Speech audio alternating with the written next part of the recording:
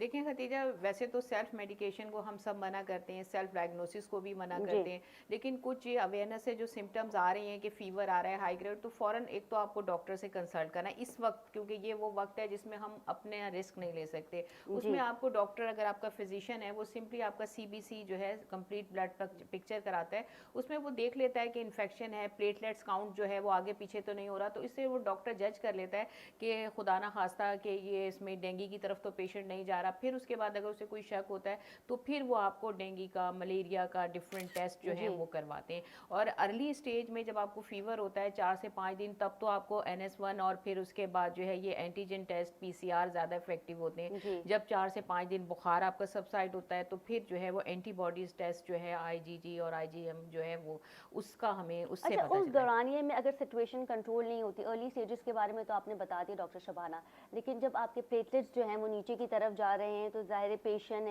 Patient खुद तो तकलीफ में होते ही होते, उसके घर वाले बहुत ज़्यादा तकलीफ में आ जाते हैं। तो फिर ऐसी सिचुएशन को टैकल कैसे किया जाता है? क्योंकि हमारे यहाँ पे रेमेडीज़ बहुत आ गई हैं कि आप सेब का जो जूस पी लें और ये कर लें वो कर लें, लेकिन उस चीज़ में कि ऐसा तो नहीं कि पेशेंट की जो सेहत है वो मुतासर हो रही होती है और हम अपनी रेमेडीज़ कर रहे होते हैं।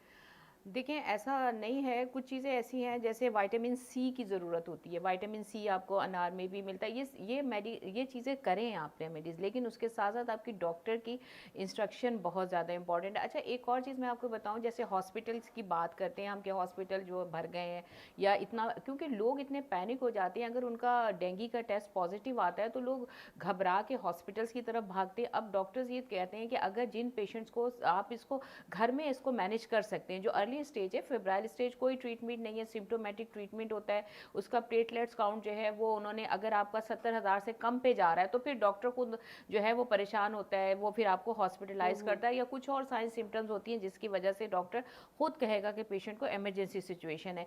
लेकिन अगर अर्ली स्टेज है, फेब्राइल स्टेज है, पेशेंट का प्लेटलेट काउंट्स अंडर कंट्रोल है, तो डॉक्टर आपको सेल्फ मैनेजमेंट और घर पे आपकी मैनेजमेंट बताते हैं। अच्छा, जी। अब पेशेंट ये समझते हैं शायद डॉक्टर हॉस्पिटल में पेशेंट को ले नहीं रहे, उनको ज़रूरत है, अक्सर हमारे गवर्नमेंट हॉस्पिटल्स में पेशेंट यही सोचते हैं कि डॉक्टर ने हमें भगा दिया। ऐसा नहीं होता, कुछ पेशेंट्स आप उनको घर पे मैनेज कर सकते हैं, लेकिन अगर आप सेकेंड स्टेज है इसका, क्रिटिकल लेकिन स्टेज। ओवरलोड भी तो हो जाते हैं ना कि हमारे पास बेड नहीं होते सरकारी हॉस्पिटल में, क्योंकि आउटब्रेक भी तो बहुत ज़्यादा है बिल्कुल बिल्कुल। डॉक्टर शबाना। तो फिर हाँ, ये हालात इस तरीके से भी हो जाते हैं कि पेशेंट को वो ले नहीं सकते, तो बेहतर ये कि हम जो है प्रिवेंशन की तरफ चले जाएं बिल्कुल। ताकि हम जो है इस डिजीज़ से बच सके। डॉक्टर तमीम की जाने मैं जाऊँगी। डॉक्टर तमीम, आप रेडियोलॉजिस्ट हैं, जैसे कि हमने बात की आपसे कि एक्सरे की नीड होती है, MRI की, तो डॉक्टर हमें